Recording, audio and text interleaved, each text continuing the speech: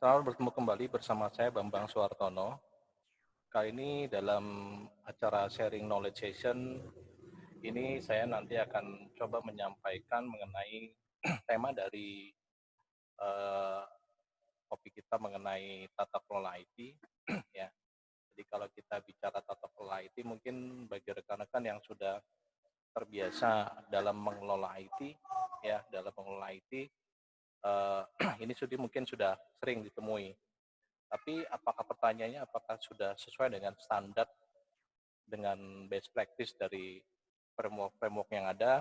Nah, ini semua nanti saya akan coba sharing di sesi-sesi ini. Kebetulan nanti kita ada 13 slide sesi minimal ya, di mana nanti saya akan menyampaikan beberapa hal mulai dari topik tata kelola organisasi IT sampai dengan di tata kelola organisasi perubahan. Nah, tujuan dari saya memberikan sharing ini adalah kepada rekan-rekan semua. Yang pertama ini adalah eh, agar peserta rekan-rekan semua ini dapat mengetahui mengenai standar tata kelola IT atau istilahnya dalam bahasa Inggris adalah IT governance ya, IT governance. Nanti dengan menggunakan standar-standar yang ada. Kalau kita bicara standar itu nanti ada banyak beberapa framework atau standar best practice. Nanti saya akan sharing di beberapa slide berikutnya. Terus yang kedua juga ini adalah tujuan saya memberikan sharing ini kepada rekan-rekan semua ini adalah agar rekan-rekan bisa mengetahui jenis standar tata kelola IT. Standar-standar apa yang biasa digunakan mulai dari contoh pengelolaan organisasi, pengelolaan perangkat keras, sampai dengan pengelolaan aplikasi, dan seterusnya. Berikutnya, tujuan yang ketiga ini adalah nanti diharapkan juga rekan-rekan bisa mengetahui dan bisa mengaplikasikan apa saja yang perlu dikelola dalam tata kelola. Jadi terkait dengan ini, jadi rekan-rekan bukan hanya sekedar tahu mengenai tata kelola, standarnya apa, tapi bagaimana nanti rekan-rekan setelah mengikuti pelatihan ini atau kuliah sharing session ini bisa mengaplikasikannya dengan menggunakannya langsung. Nanti saya akan terangkan beberapa contoh standarnya, termasuk juga mungkin saya akan sharing mengenai form-form apa yang biasa digunakan dalam tata kelola IT itu sendiri. Kalau kita bicara mengenai tata kelola dalam pelaksanaan ICT atau Information Communication and Technology, ya, kurang lebih saya coba rangkum ini ada 13 ya. Kalau berdasarkan pengalaman saya di melakukan hal audit tata kelola, kurang lebih ada 13 komponen ini yang harus terpenuhi ya. Mulai dari yang pertama nanti kita akan bicara pembahasan ada pokok bahasan sendiri khusus untuk tata kelola organisasi IT. Jadi sesi ini saya lebih banyak nanti membuka cerita di awal bagaimana nanti pertemuan-pertemuan kita berikutnya di sharing knowledge session berikutnya. Yang pertama ini nanti terkait dengan tata kelola organisasi. Nah, bicara mengenai tata kelola organisasi ya, organisasi IT ini juga cukup penting ya. Karena selama ini nanti rekan-rekan yang biasa mengelola organisasi IT hanya berpedoman kepada HRD di perusahaan, tapi ternyata kalau dalam standar tata kelola IT-nya sendiri bahwa organisasi IT-nya itu harus dikelola dengan baik. Maksudnya dikelola dengan baik seperti apa? Artinya mulai dari proses perencanaan, kalau bicara konsep manajemen, mulai dari perencanaan, pengorganisasian, sampai activating, pelaksanaan, dan kontrolnya itu harus berjalan secara utuh. Ya. Begitu pula juga nanti kita akan mempelajari konsep dari tata kelola perangkat keras. Nah ini mulai dari kalau kita bicara konsep manajemen, secara konsep dasarnya adalah mungkin yang kita pahami biasanya adalah POAK ya, POAK, ya, POAK. Itu biasanya ada juga orang yang bilang postisi ya. Postisi ini singkatan dari planning, ya, organizing, actuating, ya, controlling. Ya, ini kalau kita bicara, kalau posisi adalah planning, organizing, staffing, terus directing, ya, controlling. Nah, biasanya nanti konsep dari manajemen atau tata kelola standar yang umum basicnya, itu adalah biasanya kita mengacu kepada ini. Yang kalau nanti kita bicara ada beberapa framework, ada COVID, dan seterusnya. Mengacu kepada pendekatan konsep manajemen. Ya, nanti saya akan jelaskan. Termasuk juga kalau kita bicara pengelolaan perangkat keras, mulai dari proses perencanaan seperti apa, ya perencanaannya seperti apa, terus pengorganisasiannya, pelaksanaan itu setelah direncanakan, dibeli, terus dikontrol bagaimana aset-aset perangkat keras itu dari suatu organisasi bisa dipelihara dengan baik. Berikutnya nanti di slide berikutnya saya juga akan menyampaikan mengenai tata kelola pengembangan aplikasi. Ini juga masalah klasik biasanya kalau saya sering temui dalam hal pengembangan aplikasi, yang paling lama di IT adalah kalau kita bicara dokumentasi. Software jadi, aplikasi udah jadi, tapi pada saat ditanya, ada nggak dokumentasinya? Ada nggak eviden bukti-bukti terkait bahwa proses review sudah dijalankan? Ada sudah di-review dan secara berkala. Nah, itu biasanya lemah. Dan biasanya mereka common sense berdasarkan pendekatan dari mereka sendiri, tim IT-nya. Karena mereka sendiri biasanya belum tahu ada standar pengembangan aplikasi yang di luar, best practice seperti apa. Nanti kita akan bahas ini. Terus juga nanti terkait dengan kita juga akan bahas mengenai konsep bagaimana ngelola jaringan, ya. Mungkin selama ini orang tahunya ngelola jaringan adalah ada permintaan contoh pasang CCTV, pasang wireless, pasang radio, pasang fiber optik, pasang, selesai, jalan, dah. Padahal kalau kita bicara standar tata kelola jaringan menurut standar tata kelola IT itu harus ada. Mulai dari perencanaan, pengorganisasian, sampai dengan pelaksanaan dan monitoring atau evaluasi dari proses pengelolaan jaringan itu sudah berjalan atau tidak secara efektif. Nanti kita juga akan bicara mengenai tata kelola keamanan informasi, ya.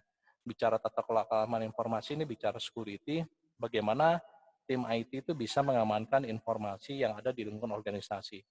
Mulai dari perencanaan tadi, kembali lagi ya konsep dari pengelolaan manajemen standar yang POAK tadi, ada nggak jalan nggak perencanaannya, organisasinya ada nggak pengorganisasiannya, pelaksanaannya jalan nggak, dokumen-dokumennya bahwa telah melaksanakan keamanan, sampai kontrolnya jalan nggak, reviewnya secara berkala. Nanti saya akan jelaskan itu juga terkait dengan tata kelola keamanan. Termasuk juga kita bagaimana mengelola file dan database. Nanti juga akan saya jelaskan, ini juga banyak saya sering temui hal-hal yang terkait dengan pengelolaan file atau database, di mana biasanya database jadi atau file database server dan seterusnya, tapi lemah di dalam hal bicara dokumentasi.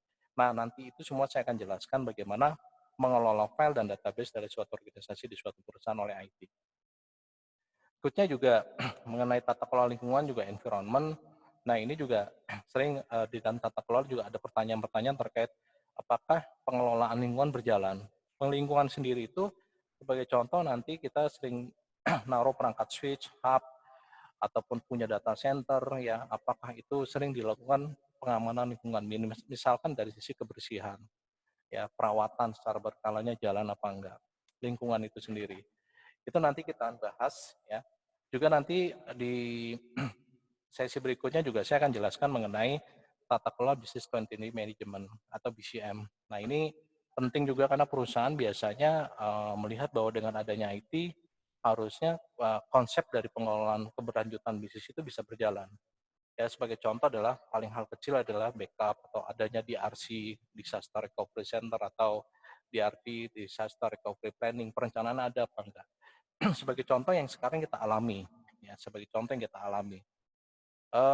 Dunia bisnis atau dunia organisasi lainnya, baik pendidikan, bisnis, manufacturing, ini bisa terkaget-kaget dengan kondisi pandemik virus corona, ya, di mana akhirnya mengharuskan orang-orang harus bekerja dari rumah atau istilahnya work from home. Bagi organisasi yang belum siap dalam hal mempersiapkan ini, mungkin di awal-awalnya agak keteter, ya. Kenapa? Karena mereka nggak kepikiran gitu bahwa mereka harus meninggalkan kantor dan mereka harus kerja dari rumah.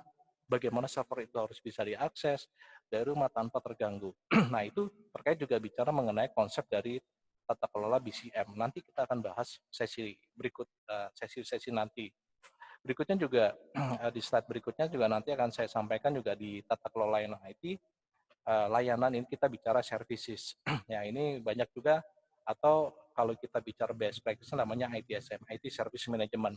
Bagaimana tim IT dalam hal mengelola suatu layanan setelah misalkan orang developer aplikasi sudah jadi. Nah, bukan berarti aplikasi itu sudah selesai dikembangkan, layanan selesai.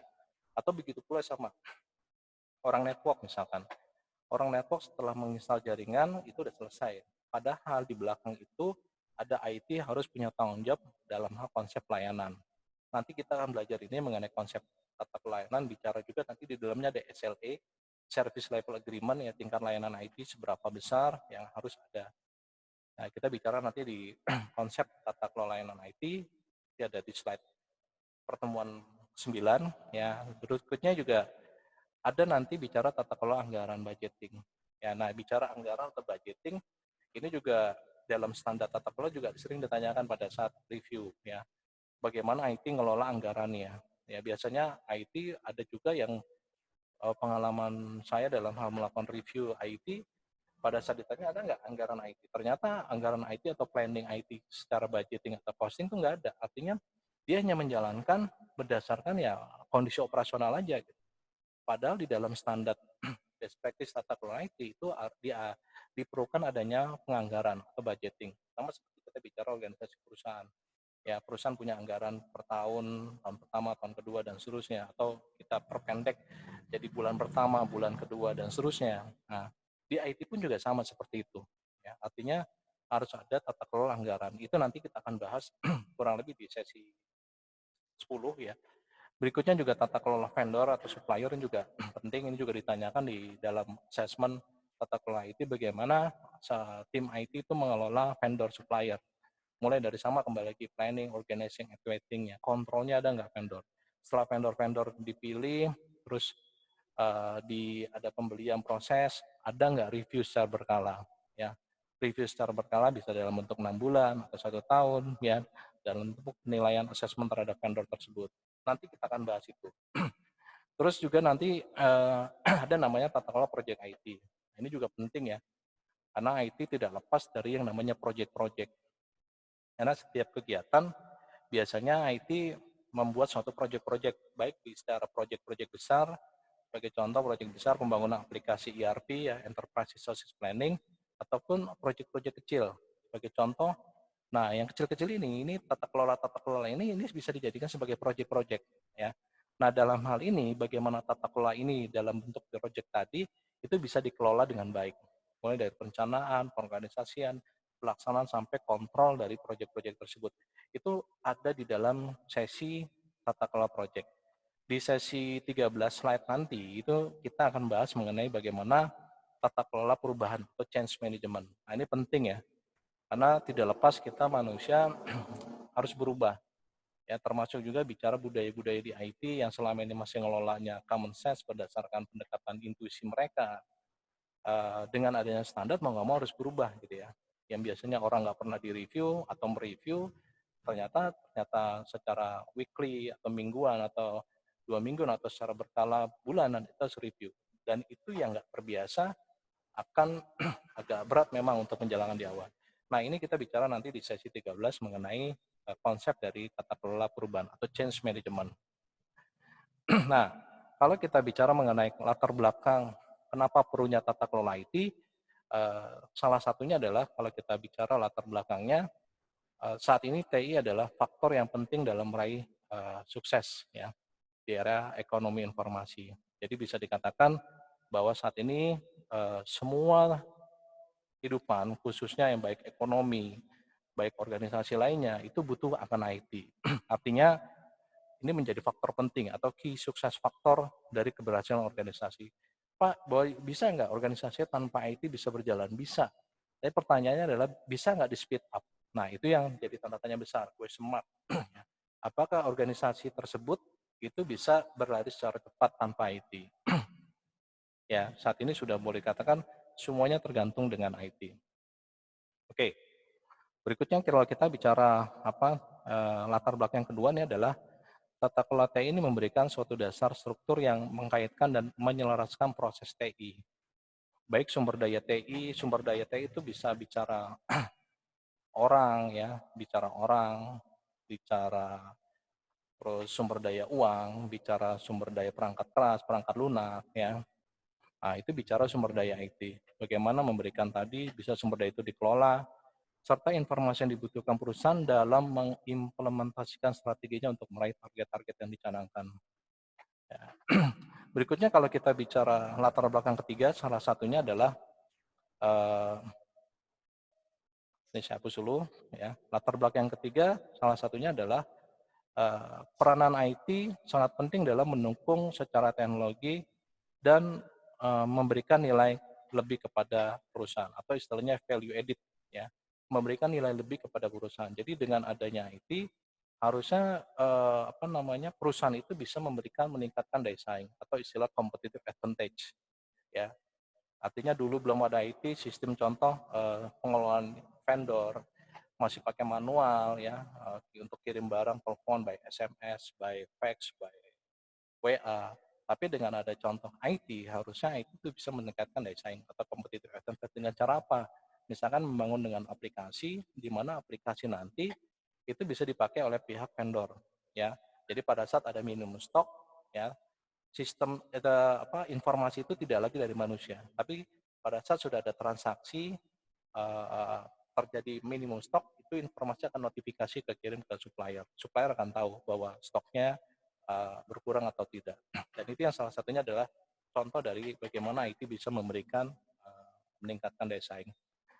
Berikutnya kita bicara yang keempat, latar belakangnya adalah banyaknya kegagalan dalam implementasi yang berdampak kepada faktor kerugian baik biaya maupun waktu. Nah, ini yang paling banyak saya temui.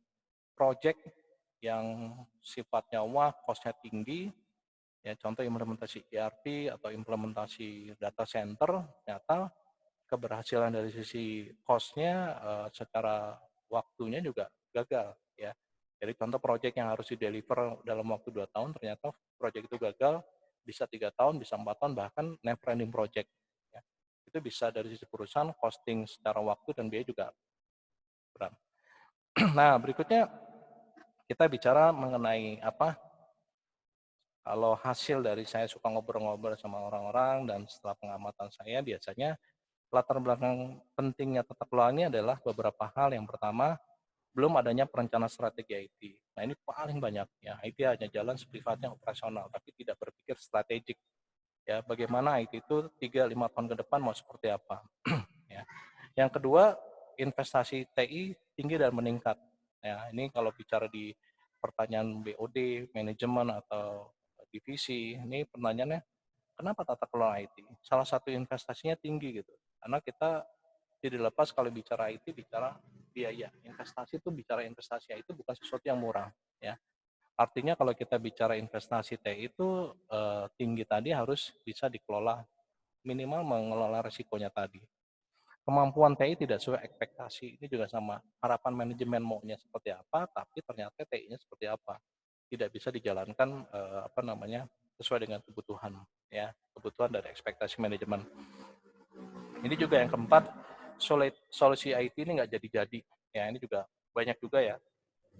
IT ngembangin sistem atau aplikasi atau ya hal-hal lain, ternyata solusi itu nggak pernah jadi-jadi gitu.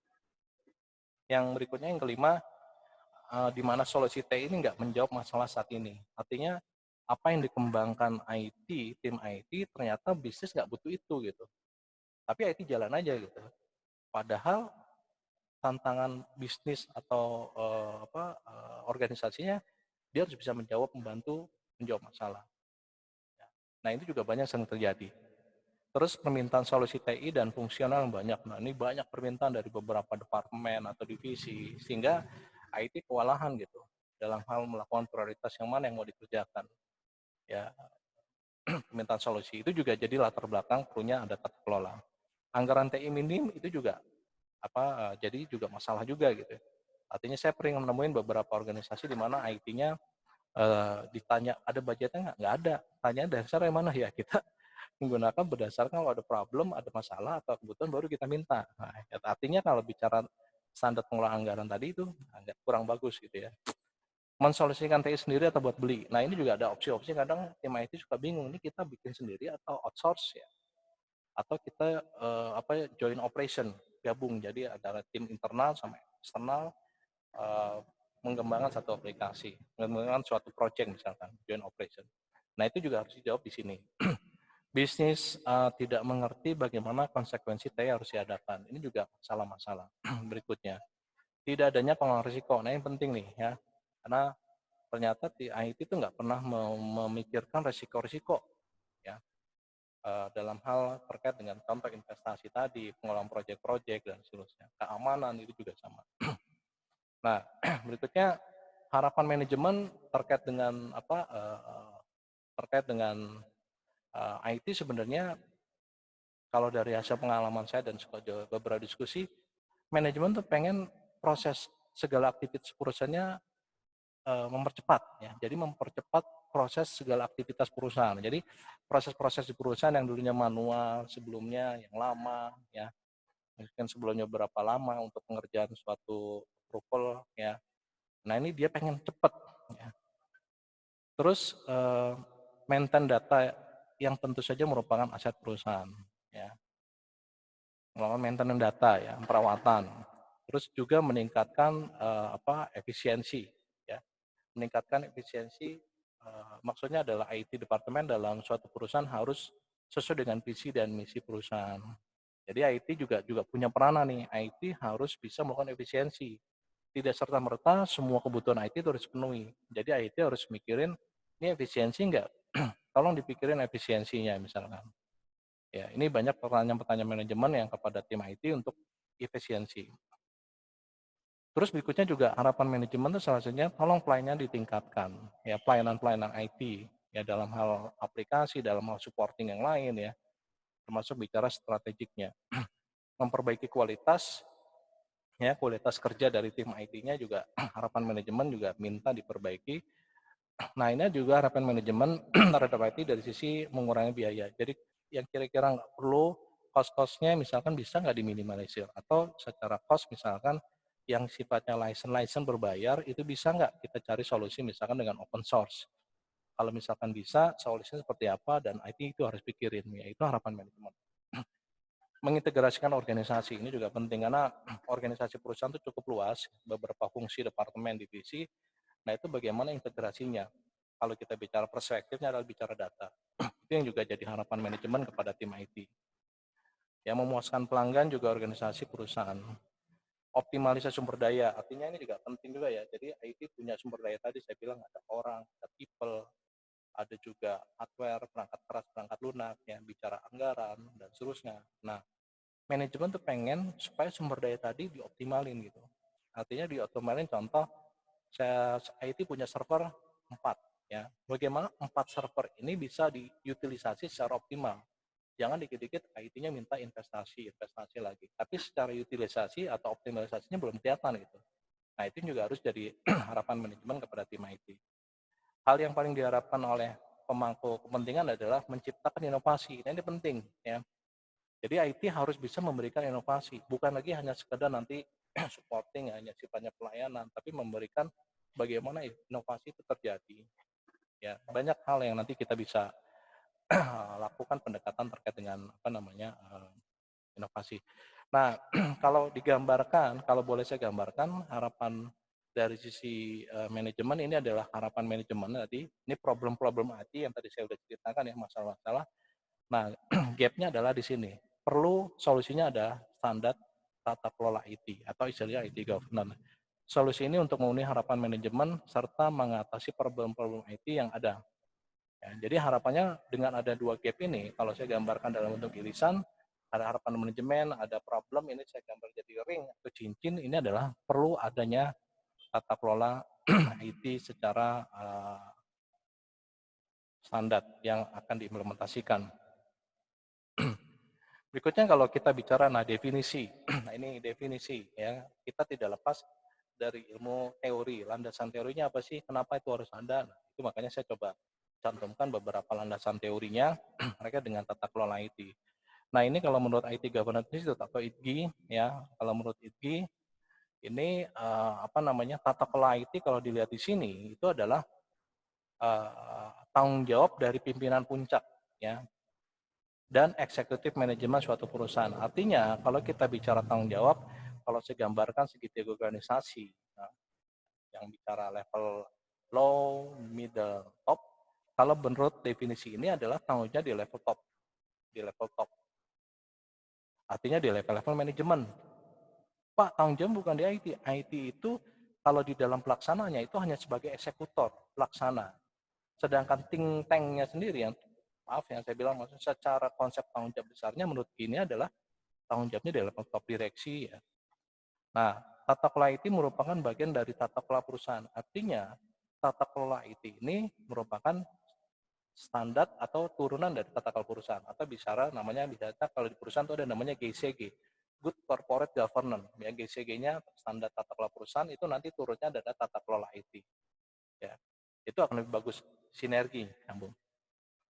Yang terdiri dari kepemimpinan. Nah, ini beberapa aspek tata kelola GCG tadi bisa ke pemimpinan organisasi, struktur organisasi, dan proses memastikan keberlanjutan. Ya. Nah, berikutnya kalau menurut Graham Hess, ya tata kelola IT ini adalah tindakan organisasi yang dilakukan oleh dewan direksi. Jadi kalau kita bicara level manajemen ini level top nih. Jadi tanggung jawab direksi, manajemen eksekutif, dan juga manajemen TI. Artinya tanggung jawabnya di level sini juga. Ya, IT ada di sini juga. Artinya kalau menurut Graham ini tanggung jawab tata kelola IT bukan hanya di level top.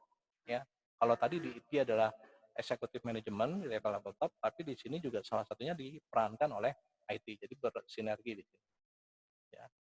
Untuk memastikan adanya keterpaduan antara bisnis dan IT. Ini yang disebut nanti kita bicara namanya IT alignment with business.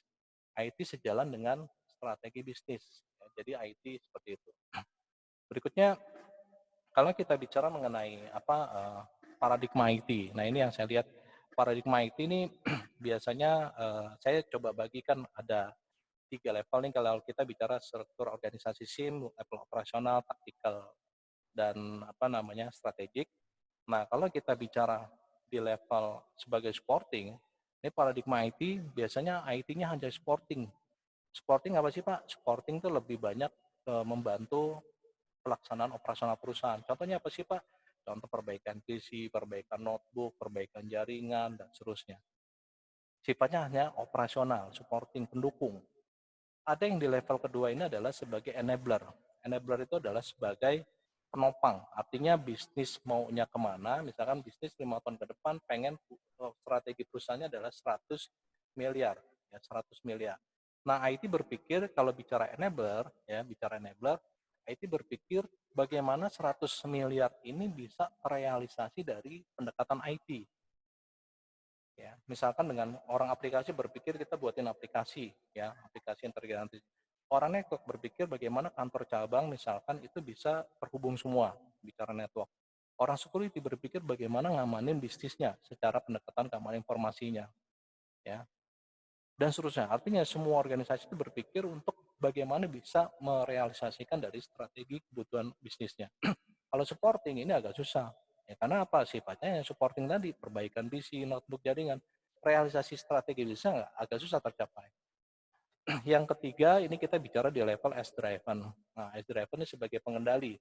Ini biasanya di level strategik. Jadi artinya IT sudah sebagai strategic partner dari perusahaannya. Artinya apa? Driven itu lebih ke semua bisnis tidak akan jalan kalau ada IT, intinya gitu. Sebagai driven itu pengendali bisnis. Pak, contohnya apa? Banking kalau menurut saya itu masuk di level driven. Contohnya apa, Pak? Ya banking contoh sudah menerapkan konsep-konsep internet banking, mobile banking. Jadi kalau layanan mati aja terkait sama IT, bisnis nggak jalan. Telco juga sama. Telco udah perusahaan-perusahaan telekomunikasi IT-nya harusnya di level driven. Ya. Oke. Berikutnya kita bicara paradigma IT ini, ya. Berikutnya ini fokus tata kelola IT, dan ini yang saya suka dari standar yang ada di COVID ya. Kalau kita bicara COVID, ini satu standar best practice juga yang bisa dijadikan acuan untuk tata kelola IT. Nah, ini adalah domain-domain fokus tata kelola IT harus bisa sebagai dapat memberikan nilai tambah atau tadi yang saya bilang memberikan value added. Ya, jadi bagaimana IT itu contoh strategi perusahaan 100 miliar itu bisa tercapai, ya harus bilang nilai tambah. Misalkan dengan pengembangan aplikasi. Contoh tadi yang aplikasi, yang selama ini orang vendor supplier ngirim barang manual, harus telepon, sekarang bikin aplikasi. Yang dimana aplikasi itu sudah by system. Jadi kalau pada saat ada titik nol, inventory minimum stock, itu by system akan diinformasikan oleh sistem, bukan orang lagi. Berikutnya, IT harus disertai dengan identifikasi risiko. Nah, ini kita bicara risiko. Kenapa? Karena dalam peranan IT itu kita ngomongin bicara risiko. Setiap kerjaan terutama apapun, kalau kita spesifik di IT itu risikonya besar. Risiko cost, project gagal, ya, terus tidak terdeliver dengan baik. Nah, risiko-risiko itu yang harus bisa diminimalisir oleh IT dalam bentuk tata kelola nanti. TI harus didukung oleh sumber daya yang memadai. Dengan penggunaan sumber daya sedapat mungkin secara optimal. Artinya bagaimana IT bisa mengoptimalkan sumber dayanya dengan baik. Ya. Nah, itu juga jadi fokus tata kelola IT. Yang berikutnya dari sisi performance measurement. Artinya penerapan TI itu harus diukur dan dievaluasi secara berkala. Ini banyak sekali kejadian bahwa IT itu ya jalan-jalan aja gitu, tapi nggak pernah diukur. Berapa sih IT itu saat ini reviewnya seperti apa sih gitu ya. Maturity-nya berapa levelnya sih, nah, itu nggak pernah diukur tuh. Dengan adanya fokus tata kelola IT harusnya performa atau kinerja dari IT bisa diukur. Dan yang berikutnya adalah TI harus bisa mendukung pencapaian visi misi. Ini harusnya pertama nih jelasin. Ini yang disebut sebagai IT strategic alignment ya. Jadi bagaimana IT sebagai strategic alignment, alignment itu sejalan dengan kebutuhan bisnis. Jadi bisnis mau kemana, IT harus ngikut. Jangan sampai bisnis kemana, IT-nya ke sini gitu. Nggak nyambung nih. Ya. Ini supporting aja, sedangkan bisnis maunya begini. IT-nya kalau bicara IT sebagai strategic elemen, bisnis mau kemana, IT juga harus ngikutin. Itu yang tadi saya cerita mengenai bagaimana bisa merealisasikan kebutuhan-kebutuhan bisnis tadi dari sisi pendekatan IT. Berikutnya kita bicara mengenai tujuan tata kelola adalah meningkatkan penyedia informasi yang relevan, yang handal bagi para top manajemen. Ini kata kuncinya adalah kita bicara informasi yang relevan dan handal. Jadi pada saat informasi dibutuhkan harus segera, gitu.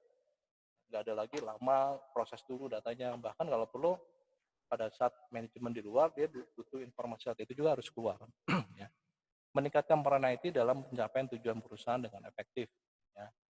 Peranan IT mencapai tujuan organisasi dengan efektif. Ya. Efektif itu tepat sasaran. Ya. Meningkatkan integritas dan ketersediaan sistem dan data yang digunakan oleh operasional baik dalam kegiatan internal maupun memberikan layanan para konsumen. Ya, ini juga integritas. Ya, lebih ke pendekatan seperti dia di awal di atas tadi. Terus berikutnya kita bicara meningkatkan efisiensi penggunaan sumber daya. Nah, efisiensi kembali kata-kata kuncinya adalah efisiensi. Tujuan dengan tata kelola IT harusnya proses efisiensi dari berbagai bidang, baik secara waktu, baik secara biaya, dan seterusnya itu bisa dikelola. Ya. Dan yang terakhir itu adalah tujuannya meningkatkan perlindungan atas aset IT. Kembali saya bilang, katakan bahwa bicara IT itu bicara sesuatu yang cost yang tinggi. Artinya itu aset-aset yang sangat berharga. Asetnya apa Pak? Bicara people, orang juga itu aset.